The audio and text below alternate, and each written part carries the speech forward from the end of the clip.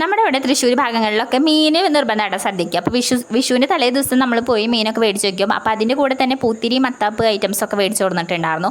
അപ്പോൾ ആദ്യം തന്നെ അത് കത്തിച്ചിട്ട് നേരെ പിന്നെ പണികളിലേക്കൊക്കെ കിടക്കാൻ വിചാരിച്ചിട്ടായിരുന്നു. അപ്പോൾ കുട്ടികളുടെ കൂടെ നിന്നിട്ട് പൂത്തിരി മത്താപ്പ് പടക്കം അങ്ങനത്തെ ചെറിയ ചെറിയ ഐറ്റംസൊക്കെ ഫസ്റ്റ് പൊട്ടിച്ച് ഒരു വക പൊട്ടിച്ച് കഴിഞ്ഞിട്ട് അടുക്കളയിൽ പോയി വെക്കുമ്പോഴേക്കും അമ്മ നല്ല ഉണ്ണിയപ്പൊക്കെ ഉണ്ടാക്കിക്കൊണ്ടിരിക്കട്ടാ. അപ്പോൾ ഇത് കുറച്ചധികം ഉണ്ടാക്കും. നമ്മൾ അടുത്ത വീട്ടുകളിലേക്കൊക്കെ കൊടുക്കാനുള്ളതുകൊണ്ട് തന്നെ അതിൻ്റെ കൂടെ ഉണ്ടാക്കുന്നതിൻ്റെ അപ്പം തന്നെ എല്ലായിടത്തേക്കും ഇങ്ങനെ പൊതിഞ്ഞ് വെക്കേണ്ട ഓരോ സ്ഥലത്തേക്ക് കൊണ്ട് കൊടുക്കാനായിട്ട്. ഞങ്ങൾ തലേ ദിവസം തന്നെ അവിയലിൻ്റെ കഷ്ണങ്ങൾ അങ്ങനത്തെ ഐറ്റംസൊക്കെ അരിഞ്ഞു വയ്ക്കും. അപ്പോൾ പിന്നെ പിറ്റേ ദിവസം വലിയ പണിയില്ലല്ലോ.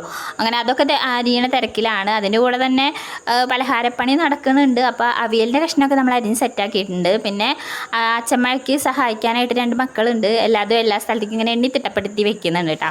അടുത്ത വീട്ടിലാണെങ്കിൽ നല്ല തകൃതിയായിട്ടുള്ള പടക്കം പൊട്ടലാണ്. നമ്മുടെ ഇവിടെ ഈ പടക്കം പൊട്ടിക്കൽ ഒരു മത്സരമാണ്. ഒരു സ്ഥലത്ത് പൊട്ടിയിട്ടുണ്ടെങ്കിൽ അപ്പോഴേക്കും അപ്പുറത്ത് പൊട്ടും. അങ്ങനെ ഒരു ഭയങ്കര ബഹളമായി. അങ്ങനെ എല്ലാ പണിയും ഒതുക്കിയിട്ടാണ് ഞാൻ കണി ഒരുക്കാൻ നിന്നത് കേട്ടോ. അപ്പോഴേക്കും ഒരു 12:30 ഒക്കെ ആയിട്ടുണ്ട്. അപ്പോൾ 2 ആളും ഉറങ്ങിയിട്ടില്ല. 2 ആളും ഇങ്ങനെ ഞാൻ കണിയൊക്കെ ഒരുക്കണത് നോക്കി അങ്ങനെ ഇരിക്കുന്നുണ്ട് കേട്ടോ.